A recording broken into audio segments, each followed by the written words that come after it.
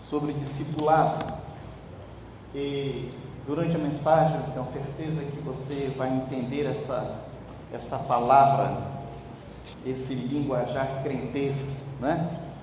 De discipulado. Nós queremos usar o texto registrado no Evangelho de Marcos, no capítulo 8, versos de 34 até o verso 38.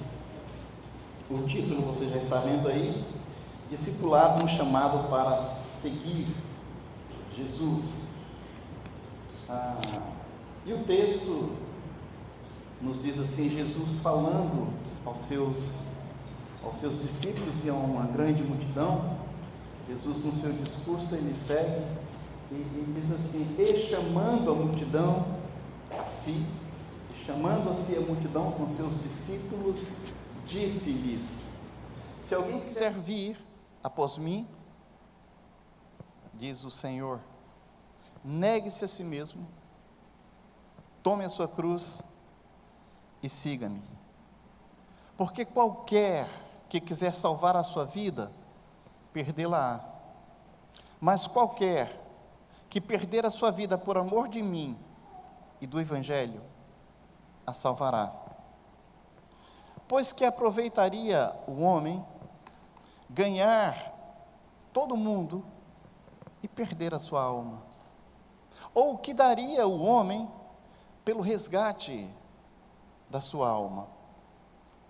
Porquanto, qualquer que entre essa geração adúltera e pecadora se envergonhar de mim, diz o Senhor, e das minhas palavras, também o Filho do Homem se envergonhará dele, quando vier na glória de seu Pai com os santos anjos. Amém? Vamos orar. Deus querido, nós agradecemos tua palavra, Senhor. Aplica tua palavra ao nosso coração. Ajuda-nos a entender aquilo que o Senhor tem para nós nesta noite. Abrimos os nossos ouvidos espirituais para te ouvir. Abrimos o nosso coração para receber do Senhor. Fala conosco, Senhor, nesta noite. É o nosso pedido no nome de Jesus. Amém. Irmãos, essa é uma passagem pesada, mas é uma passagem solene. Aquele que se dispõe a carregar a cruz, usará a coroa. Aquele que não se dispõe a carregar a cruz, não usará a coroa.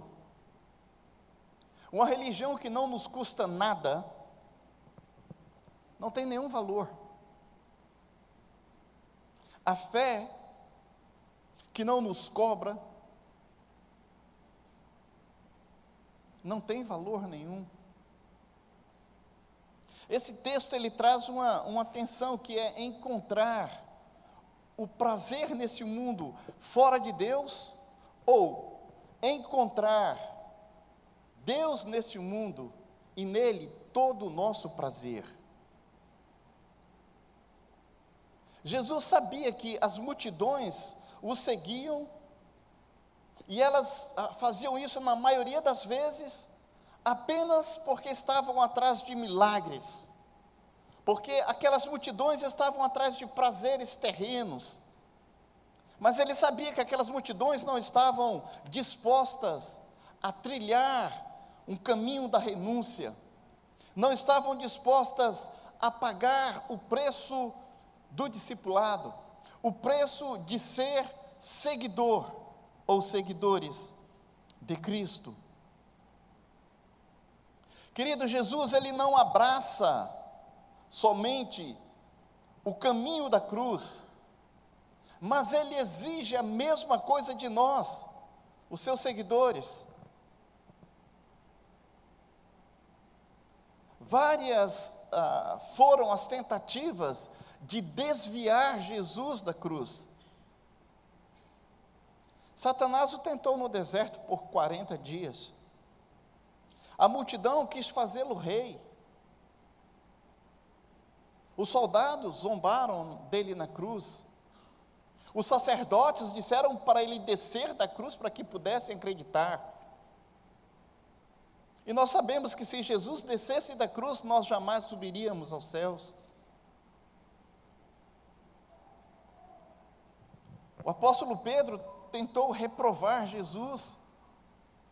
Quando Jesus, nesse mesmo capítulo aqui, verso 31, Jesus explica que ele tinha que sofrer, que ele tinha que passar por provações, que ele morreria. Pedro chama do lado e diz: Senhor, para com esse negócio, cara. E Jesus olha para Pedro e diz: arreda daqui, Satanás. Foram várias as tentativas, amados irmãos, foram várias propostas para afastar Jesus do seu caminho, da sua missão. Com a gente, comigo, com você, isso não é diferente. As propostas estão aí, são muitas, e são atrativas. Que seguir Jesus que nada, rapaz.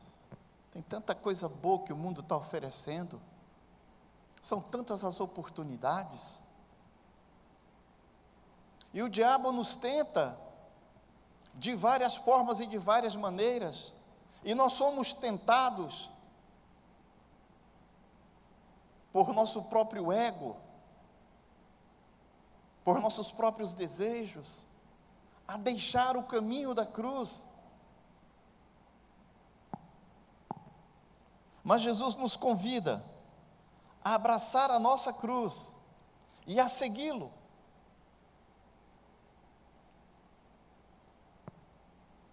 Jesus, ele primeiro fala dos requisitos de Deus para o Messias.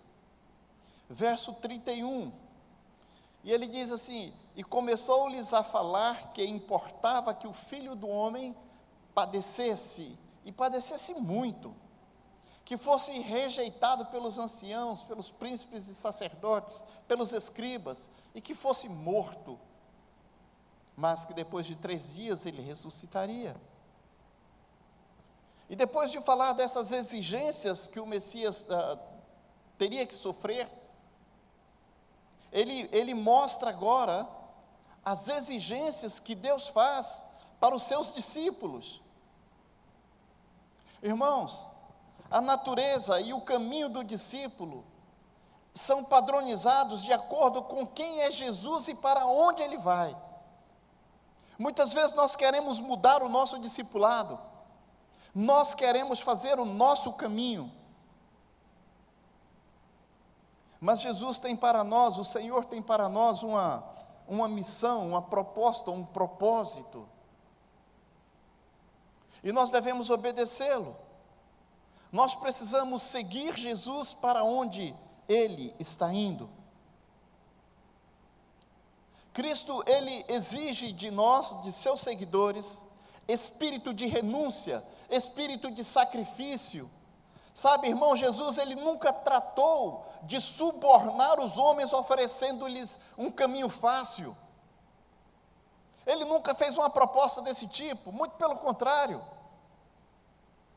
Sabe, Jesus nunca disse assim: olha, venha para mim e pare de sofrer. Isso é enganação. A proposta de Jesus sempre foi contrária. Ele disse: se perseguiram a mim, perseguirão também a vocês. Ele disse: no mundo vocês vão ter aflições. Fiquem calmos. Ele nunca ofereceu um caminho fácil. Contudo, esse caminho que o Senhor nos oferece é um caminho de glória. O discipulado, irmãos, ele é oferecido a todos de uma forma indistinta. Observem o verso: e chamando a si a multidão com os seus discípulos, disse-lhes: se alguém quiser vir após mim, negue-se a si mesmo, tome a sua cruz e siga-me. Jesus se dirige não apenas aos seus discípulos, mas ele fala para toda a multidão. Ele chamou toda a multidão, ele chamou todo mundo, a atenção de todo mundo. A salvação, queridos, é para todos aqueles que decidirem seguir Jesus, para aqueles que confiarem a sua vida a Cristo. O discipulado não é apenas para uma elite espiritual. Muitas vezes nós costumamos pensar isso.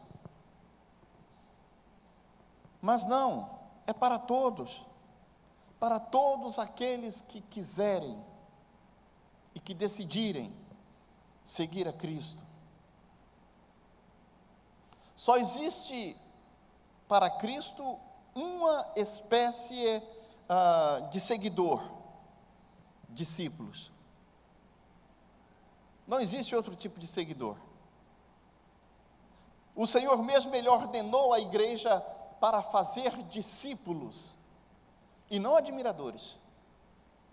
Tem muitos admiradores de Cristo, tem muitos amigos de Cristo, tem muitos amigos do Evangelho. Para esses Jesus não dá muita atenção não, essa aqui é a verdade. O Senhor nos convida a formar discípulos. A ordem para a igreja, naquilo que nós chamamos de grande comissão, registrado nos evangelhos, e em Mateus está registrado no capítulo 28, no verso 19, o Senhor diz exatamente isso: portanto, ide, fazei discípulos de todas as nações, batizando-os em nome do Pai, do Filho e do Espírito Santo.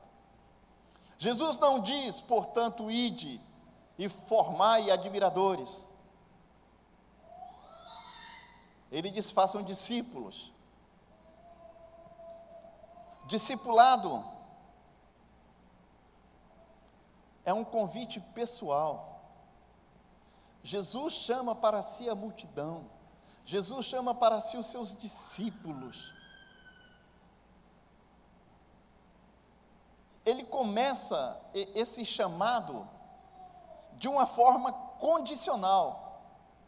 Observe, se alguém quer, se alguém quiser ser meu discípulo, se alguém quiser me seguir, isso é condicional. Você não precisa, mas você deve.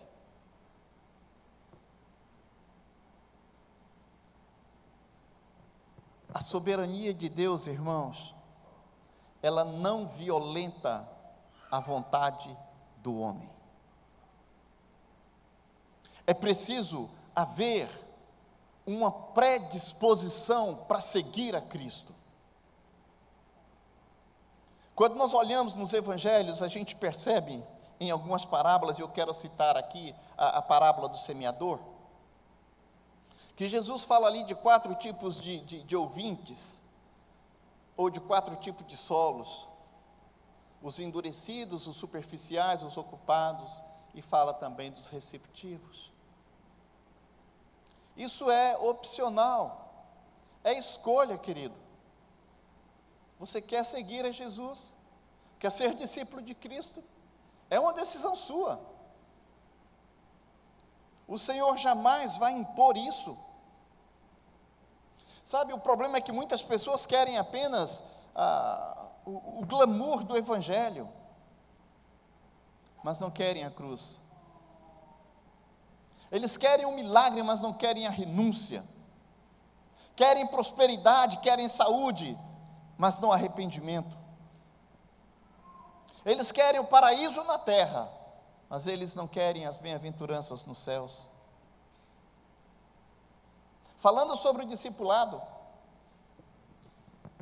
Jesus, ele conta a história de um homem que vai construir uma torre, sem calcular o valor dessa torre. Ele fala de um general que vai sair para uma guerra, sem saber o número de soldados que tem. E ele disse que essa pessoa, ou essas pessoas, são tolas. Está registrado em Lucas 14. Isso é tolice. Como é que você vai construir um prédio sem avaliar o custo? Como é que você vai para a guerra sem saber com quem você pode contar? O que o Senhor está nos ensinando é que discipulado tem um preço. Ser seguidor de Cristo tem um custo e não é barato. É preciso renúncia. Nós precisamos pagar um preço. Discipulado, irmãos, é um convite para termos uma relação pessoal com Jesus. Como disse, ser discípulo não é ser um admirador de Cristo, mas um seguidor de Cristo. Um discípulo segue as pegadas de Cristo. E assim como Cristo escolheu o caminho da cruz, o discípulo precisa seguir a Cristo. Não para o sucesso, não em direção à fortuna, mas em direção ao Calvário. Como disse, não há coroa sem cruz, nem céu sem renúncia.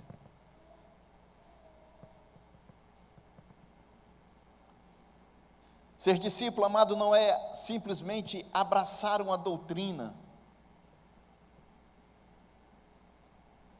abraçar uma crença. Ser discípulo é seguir uma pessoa, e no nosso caso, é seguir a Jesus. E Jesus foi para o caminho da morte, o caminho da cruz, o caminho do sofrimento, o caminho da dor. Quando ele diz, se você quer vir após mim, ele está se referindo a esse ligar-se a Ele. Você quer se ligar a mim? Você quer seguir as minhas pisadas? Você quer trilhar o mesmo caminho que eu trilhei? Eu vou te levar para o céu, mas a caminhada passa pelo vale. Você está disposto a pagar?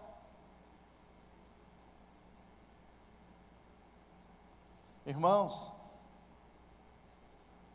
discipulado é um convite para renunciarmos.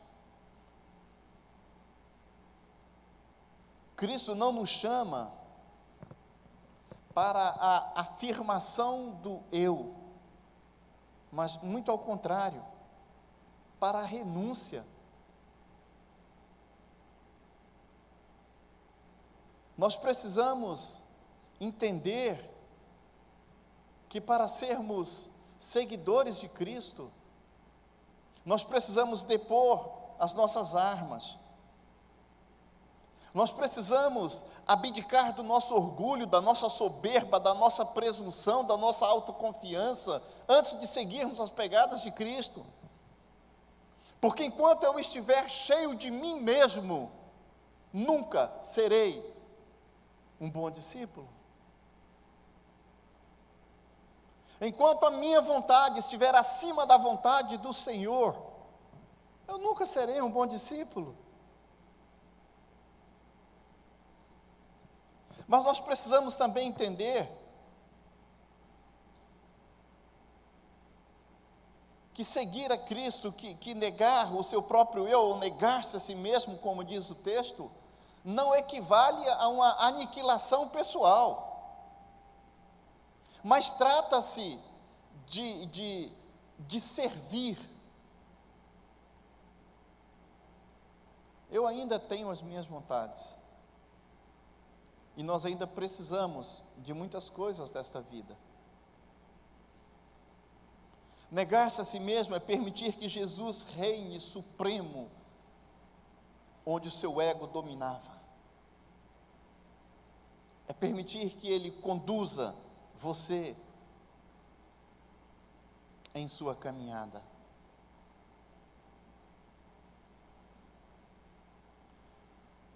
O discipulado, querido, é um convite para morrer. Se lembra que eu disse que era uma passagem pesada? Tomar a cruz é abraçar a morte, é seguir para a forca, é escolher o caminho do sacrifício. Aquilo que um condenado faz sob forte coação, o discípulo de Cristo faz de boa vontade. Nós caminhamos em meio aos espinhos de boa vontade. Nós nos sacrificamos de boa vontade. Nós fazemos aquilo que é difícil para nós de boa vontade. Nós fazemos muitas coisas sem entender porque estamos fazendo de boa vontade. O discípulo de Cristo faz de boa vontade.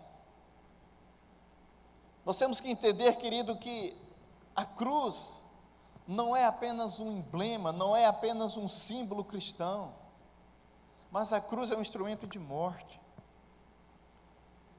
O evangelista Lucas nos adverte que nós devemos tomar a nossa cruz dia a dia. O apóstolo Paulo nos lembra que somos entregues à morte diariamente. Nós somos levados para o matadouro como se fôssemos ovelhas. Nós estamos carimbados para morrer em prol do Evangelho, em prol de Cristo. Nós confundimos a cruz. E muitas vezes nós pensamos que a minha cruz, dizemos assim, é uma doença. Mas a nossa cruz não é uma doença, não é um inimigo, não é uma fraqueza, não é uma dor. A nossa cruz não é um filho rebelde, não é um casamento infeliz, não é um cônjuge difícil. Os monges, eles viram nessa cruz a exigência de se flagelarem, viram a exigência da renúncia do casamento. Mas essa cruz, querida, ela fala da nossa disposição de morrer para nós mesmos, de morrer para os prazeres e para os deleites desse mundo. Essa cruz fala de nos considerarmos mortos para o pecado. Seguir o caminho da cruz é andar com atestado de óbito em nosso bolso. Não vivo mais eu, mas Cristo vive em mim. Eu já morri para o mundo, agora vivo para Cristo. Esse discipulado, querido, é um convite para caminharmos e de uma forma dinâmica com o Senhor. Seguir a Cristo é algo sublime. Isso é exigido de nós todos os dias. Sabe, todos os dias, a todos os instantes, nós temos que fazer escolhas, decisões, propósitos, sonhos, realizações. E Jesus precisa estar em cada uma dessas coisas. Ele precisa fazer parte dos nossos sonhos, das nossas escolhas. Sabe, desde a coisa mais simples. Será que Jesus usaria essa roupa? Será que eu estou decentemente vestido?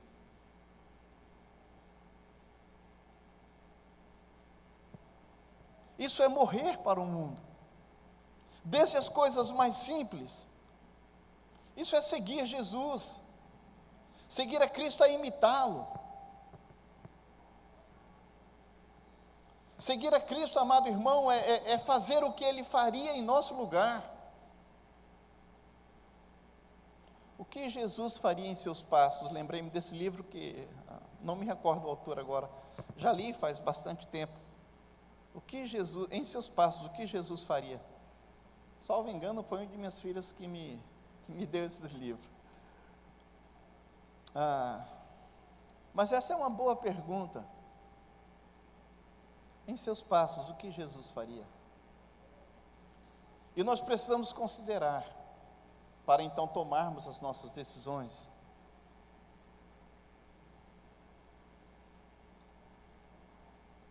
Seguir a Cristo é imitá-lo, fazer o que Ele faria em nosso lugar, é amar o que Ele ama, aborrecer o que Ele aborrece, é viver a nossa vida na perspectiva de Cristo.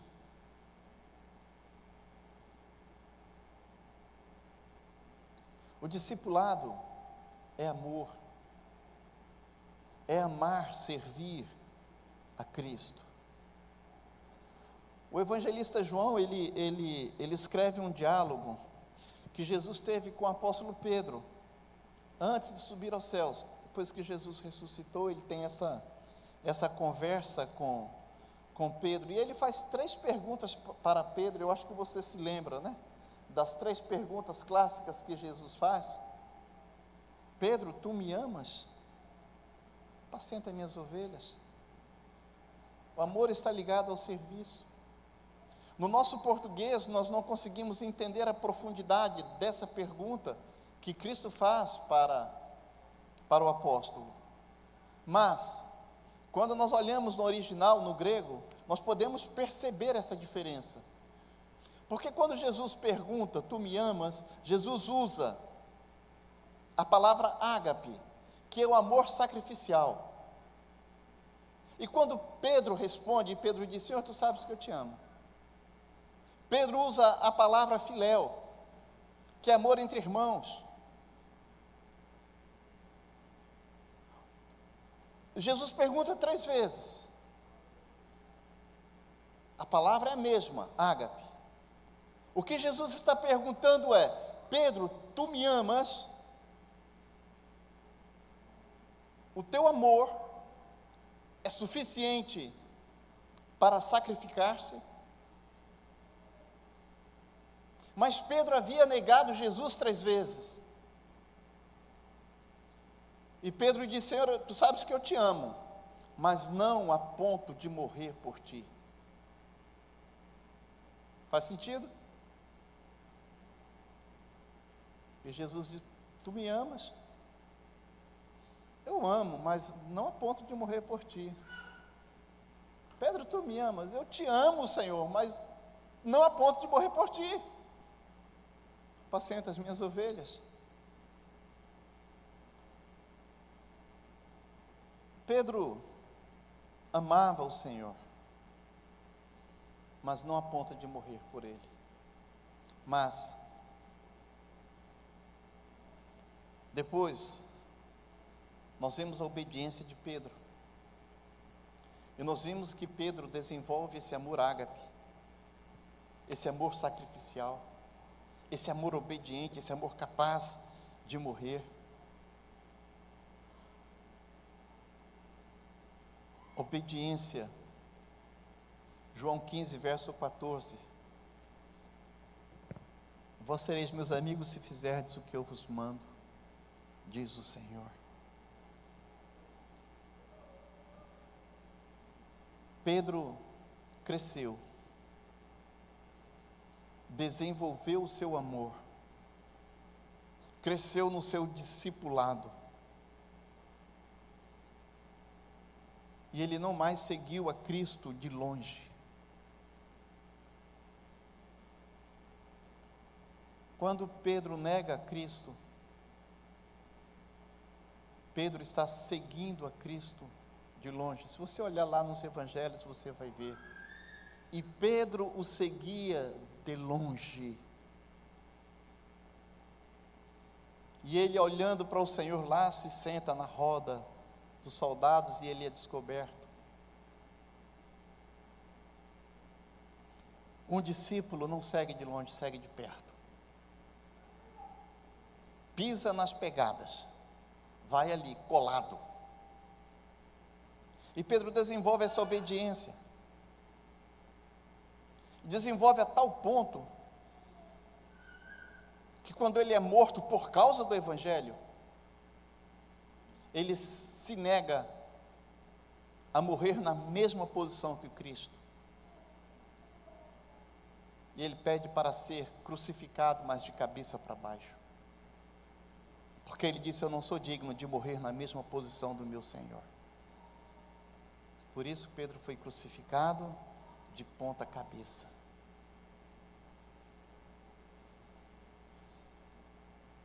Hoje o Senhor te pergunta: tu me amas? Pedro, Manuel, Joaquim, Hugo, Carlinhos, Rutinha, Margil, tu me amas? Tu me amas a ponto de sacrificar a sua vida por mim? Qual será a nossa resposta?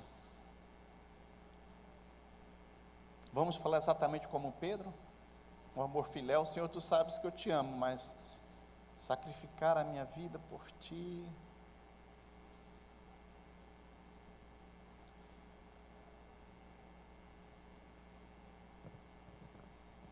Irmãos, saiba que não se pode ter Jesus no coração sem carregar uma cruz nas costas. Há um desenho, não sei se tem isso em movimento também, de um cristão que vai carregando a cruz e acha a cruz muito pesada, né? Já viram isso com certeza. Aí ele vai e corta um pedacinho da cruz. E ele segue carregando a cruz, ainda está muito pesada, ele serra mais um pedacinho. E segue carregando e ainda está pesado, ele corta quase metade da cruz. Aí finalmente ele acha que o peso está bom e segue sua vida carregando aquela meia cruz. Mas quando chega num determinado momento da vida, há um abismo para ser atravessado. E todos os outros cristãos colocam a própria cruz sobre o abismo e atravessam sobre a cruz. Mas ele havia cerrado a sua cruz. Ela não alcançava o outro lado do abismo. Muitos de nós queremos desenvolver a salvação pela metade. Ou você está com Cristo, ou você não está com Cristo. Ou você é seguidor de Cristo, ou você não é seguidor de Cristo. Ou você toma a cruz, abraça a cruz e carrega a cruz, independente do peso. Ou no final, você vai ver que aquilo que você está carregando não é suficiente. O verso 35 nos diz: porque qualquer que quiser salvar a sua vida, perdê-la-á. Mas qualquer que perder a sua vida por amor de mim e do Evangelho, a salvará. Isso é um grande paradoxo, porque os valores aqui, eles estão invertidos. Ganhar é perder, perder é ganhar. E o discípulo de Cristo, ele vive nesse mundo de ponta cabeça. Porque a proposta de Jesus para os seus discípulos é que para o discípulo ser grande, ele precisa ser servo de todos. Para ser rico, é preciso ter a mão aberta para dar. Para ser feliz, é preciso renunciar aos prazeres desse mundo. Isso é um paradoxo. Satanás promete a você glória, mas no final lhe dá sofrimento. Cristo oferece a você e a mim uma cruz, mas no final oferece uma coroa e nos conduz à glória. Então a pergunta é: como uma pessoa pode ganhar a vida e perdê-la ao mesmo tempo? Quando nós buscamos a felicidade sem Deus, queridos, nós vivemos numa sociedade embriagada pelo hedonismo. Hedonismo é uma doutrina moral em que a busca pelo prazer é o único propósito da vida. Isso é hedonismo. E nós vivemos numa sociedade assim. As pessoas, elas estão ávidas pelo prazer. Elas estão ávidas pelo prazer. Elas fumam, bebem, dançam, compram, vendem, viajam, experimentam drogas, fazem sexo, sabe, na ânsia de encontrar a felicidade, mas contudo, depois que experimentam todas essas coisas, todas essas taças aí do prazer, depois que bebem de tudo, percebem que nessas taças não estão a felicidade. O sábio Salomão, ele busca a felicidade no vinho, nas riquezas, nos prazeres, na fama, e depois de buscar em tudo isso, ele diz que tudo isso era vaidade. Eclesiastes capítulo 2, versos de 1 até o versículo 11. Como uma pessoa pode ganhar a vida e ao mesmo tempo perdê-la? Quando essa pessoa busca salvação fora de Cristo, há muitos caminhos, irmãos, que conduzem os homens para a religião, mas só um caminho conduz o homem a Deus. Sabe, o homem pode ter fortes experiências, emoções arrebatadoras na busca aí pelo sagrado, no afã de encontrar-se com o Deus eterno. Mas quanto mais ele mergulha nessas águas aí profundas de filosofias e de religiões, mais distante ele fica de Deus, mais perdida fica a sua vida. O caminho é Cristo, e o caminho para Cristo é a cruz, é o discipulado. Como uma pessoa pode ganhar a sua vida e ao mesmo tempo perdê-la? Buscando realização em coisas materiais. Amados, o mundo gira em torno do dinheiro. O dinheiro é a mola mestra que move o mundo. O dinheiro é o maior senhor de escravos da atualidade. O dinheiro é mais do que uma moeda. O dinheiro é um ídolo, o dinheiro é um espírito, o dinheiro é um Deus, o dinheiro é mamon. Muitos se esquecem de Deus na busca do dinheiro, muitos perdem a sua vida nessa carreira, ou nessa corrida desenfreada, de ter, de querer, de possuir mais, e mais, e mais. E se esquecem daquilo que de fato é mais importante. Se esquecem de Deus. Se esquecem da família. Se esquecem da igreja. Da comunhão com os irmãos. Porque colocam esses tesouros, ou a possessão desses tesouros, em primeiro lugar. Mas, irmãos, todas as posses desse mundo não compensa a ruína eterna.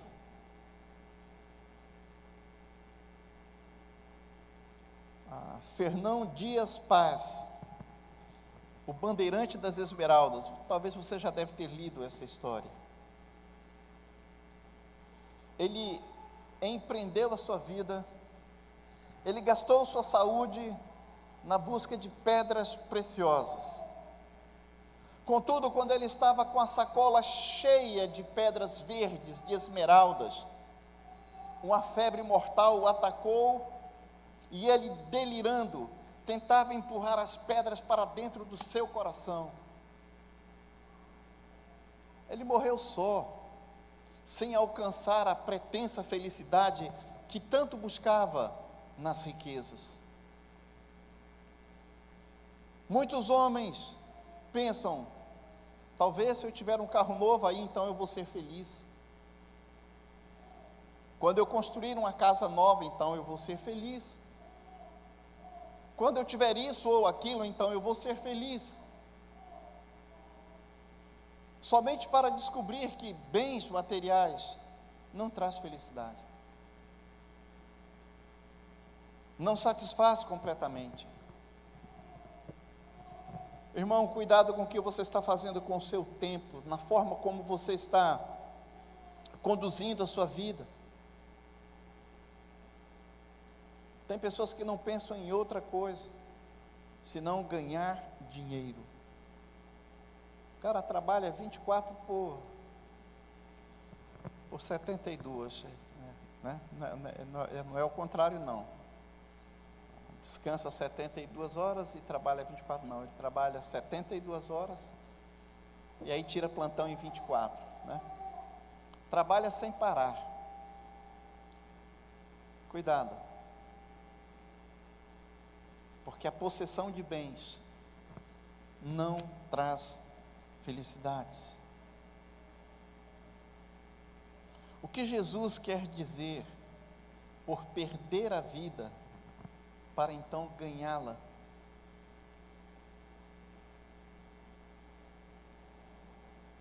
Porque para o homem natural, seguir Cristo é perder a vida. O homem natural não entende as coisas espirituais, porque as coisas espirituais se entendem espiritualmente. E o homem carnal, ele não vai entender as coisas espirituais, ele pensa que isso é loucura. Então, quando o homem natural, ele considera que renunciar à possibilidade de riquezas e de prazeres, isso é loucura.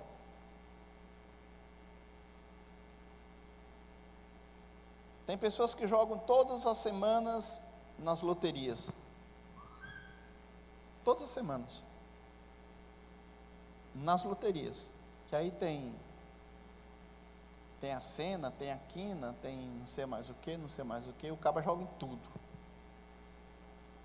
Que é isso? Ele quer ficar rico. Tem gente que joga tanto dinheiro que se economizasse esse dinheiro, talvez já estivesse até rico. Gasta tanto dinheiro jogando que se ele economizasse aquela grana toda semana, ele já estava com a poupança lá em cima. Mas para o homem natural, isso é natural, ele anseia isso, ele quer isso, o corpo pede isso, ele só pensa nisso, ele não se lembra de que essas riquezas, elas ficarão. Para o homem natural, renunciar às coisas do agora em troca da bem-aventurança do porvir, isso não faz sentido, ele vê isso como loucura. Querido, o homem sem Deus, ele vive sem esperança. O homem sem Deus, ele está com os olhos embaçados para enxergar o futuro. O homem sem Deus, os seus tesouros estão no seu coração, e o seu coração está aqui na terra. Mas nós, cristãos, nós aspiramos uma pátria celestial, uma pátria superior. O cristão, o crente, ele aguarda uma herança incorruptível, ele busca uma recompensa eterna. Então, quais as razões que levam um discípulo a viver esse paradoxo? Primeiro, amor ao Evangelho. Quem quiser perder a sua vida, quem quiser salvar a sua vida, vai perdê-la. Mas qualquer que quiser perder a sua vida, por causa de mim, por causa do meu Evangelho, esse salvará a sua vida, diz o texto. Sabe, fazer qualquer renúncia, por qualquer outra motivação, é tolice.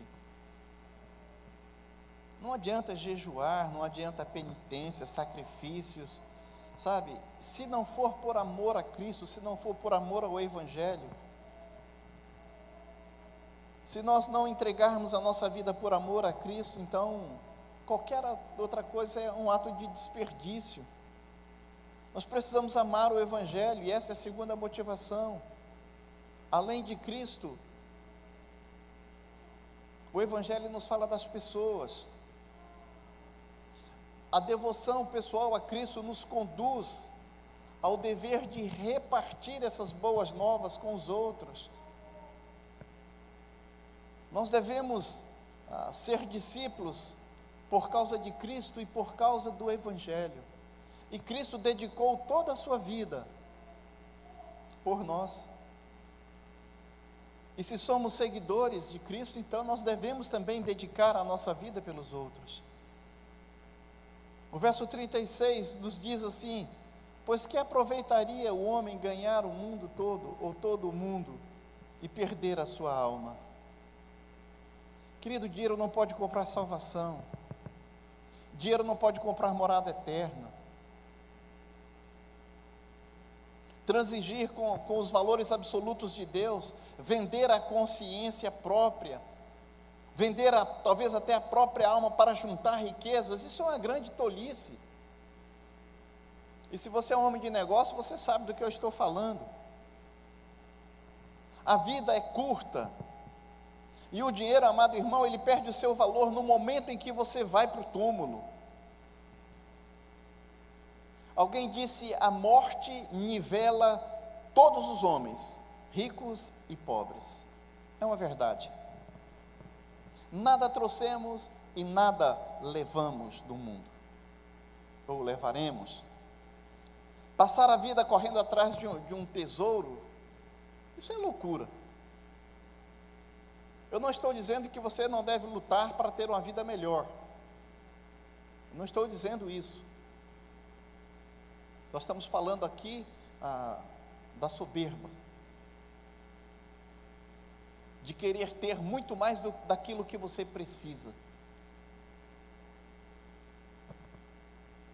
Pôr a sua vida na instabilidade da riqueza é loucura. Muitos têm se apostatado de Deus em busca dessa recompensa, tentando ganhar o mundo inteiro. E na maioria das vezes, ou muitas vezes, o salário que ele recebe é bem mirradozinho. Judas tentou ganhar riquezas. 30 moedas de prata e uma corda.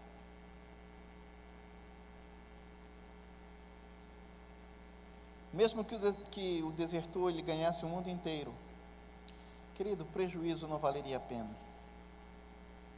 O que importa, amado, é como aparecerá aos olhos de Deus o balanço da nossa vida.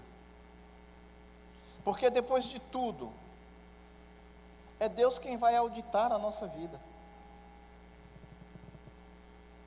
É Ele que nós iremos enfrentar.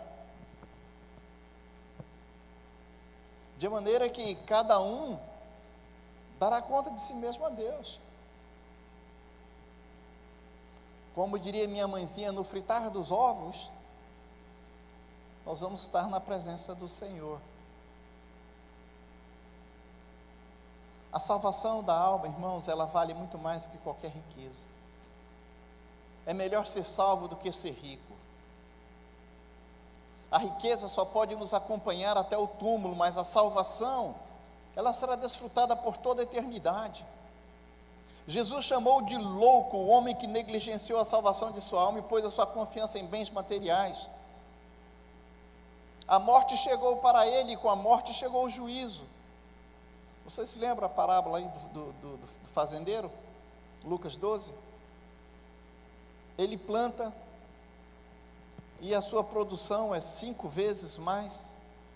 Ele chega a destruir os seus celeiros, ele constrói depósitos maiores e enche com as suas mercadorias. E daí ele coloca uma cadeira de balanço em frente aos depósitos, todos cheios, abarrotados com a sua riqueza. E ele diz: e direi à minha alma: alma, tens em depósito muitos bens para muitos anos, descansa, come, bebe, folga.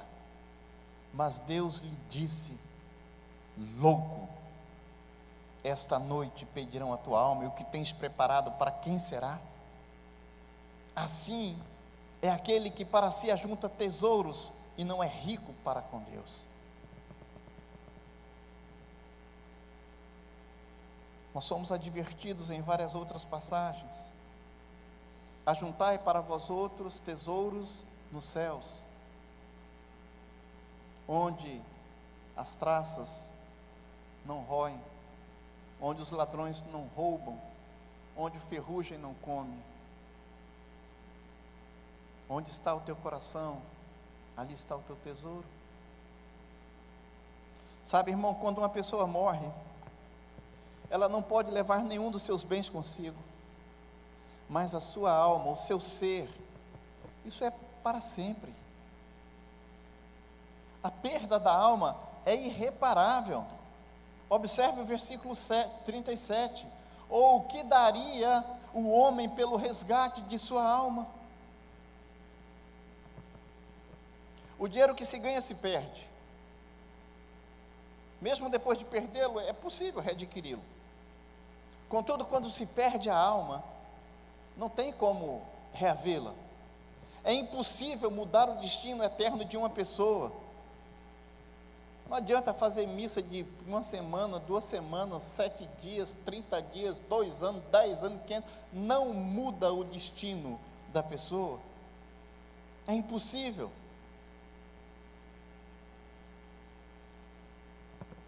Jesus conta a parábola de um rico e um pobre que morreram e que foram para o inferno. O rico foi para o inferno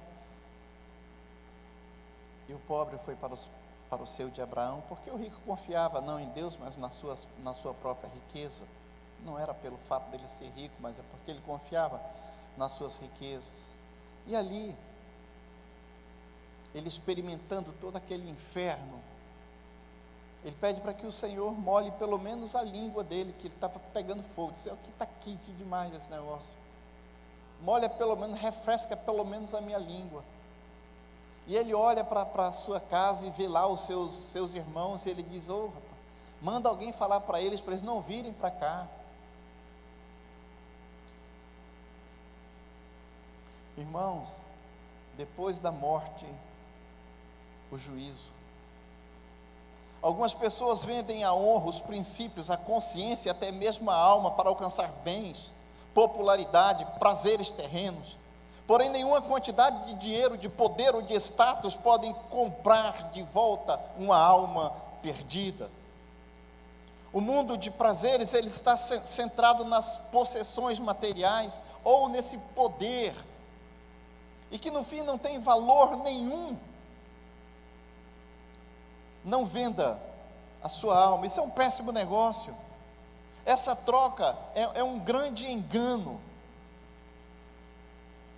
Tem muito crente, tem muito cristão dedicando sua vida a ganhar dinheiro e esquecendo do reino, trocando a grana por Cristo. Cuidado. A um morto nada mais pertence. Na verdade, é ele que pertence à morte, porque ele não tem mais nada. E no julgamento a sua conta não vai fechar. Verso 38. Portanto, qualquer que entre essa geração adúltera e pecadora se envergonhar de mim, das minhas palavras, também o Filho do Homem se envergonhará dele, quando vier na glória de seu Pai com seus santos anjos. Discípulo é alguém que não se envergonha de Cristo. Envergonhar-se de Cristo significa ser tão orgulhoso a ponto de não desejar ter nada com Ele. Nós somos culpados de envergonhar-nos de Cristo quando temos medo de que as pessoas elas saibam que nós o amamos tanto e que o amamos de tal forma que amamos a sua doutrina, que desejamos viver de acordo com seus mandamentos, mas nos sentimos constrangidos quando somos identificados como os membros ou como membros do seu corpo. Ah, você é crente? Eu sou, mas eu só vou domingo mesmo na igreja. Não só lê essas coisas todas, não. Tem pessoas que nem desconfiam, a gente nem desconfia que é crente. A gente diz, aquele cara é crente, eu não acredito não. Né? Ser cristão, irmão, nunca foi e jamais será uma posição de popularidade. Todos aqueles que querem viver de modo piedoso em Cristo serão perseguidos. Contudo, é 1000 vezes melhor confessar a Cristo agora e ser desprezado pelo povo, do que ser popular agora e ser desonrado por Cristo diante do Pai no dia do julgamento. Aqueles que se envergonham de Cristo agora, Cristo se envergonhará dele na sua segunda vinda. O julgamento mais pesado que os homens receberão no dia do juízo é que eles vão receber exatamente aquilo que sempre desejaram. O injusto continuará sendo injusto. Quem se envergonhou de Cristo durante a sua vida vai apartar-se dele eternamente. Sabe? Não podemos nos envergonhar de quem somos. Não podemos nos envergonhar de Cristo, da sua obra, do seu evangelho. Precisamos compartilhar esse evangelho. Nós precisamos anunciar essas boas novas de salvação. Nós precisamos apresentar para as pessoas esse Deus que nós cremos e que nós servimos. Eu já estou concluindo. O Senhor, Ele nos chama não para sermos admiradores, mas para sermos discípulos, para seguirmos as suas pegadas, para sermos seguidores. Somos lembrados, irmãos, que existe um preço, ainda existe uma cruz, ainda existe um preço a ser pago. Nós somos advertidos a calcular esse preço, e então avaliarmos se nós estamos dispostos a pagar esse preço, se nós estamos dispostos a abraçar a cruz, e seguir esse caminho difícil, estreito, espinhoso, doloroso, mas que nos leva à coroa e à glória. Ser discípulo é obedecer a Cristo, e obediência é uma questão de amor, e amar é ser obediente. Nesta noite, Jesus pergunta a mim e pergunta a você: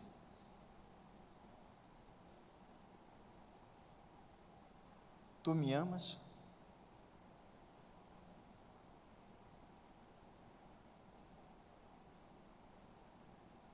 Tu me amas? Apacenta as minhas ovelhas. Tu me amas? Apacenta as minhas ovelhas. Que o Senhor nos abençoe.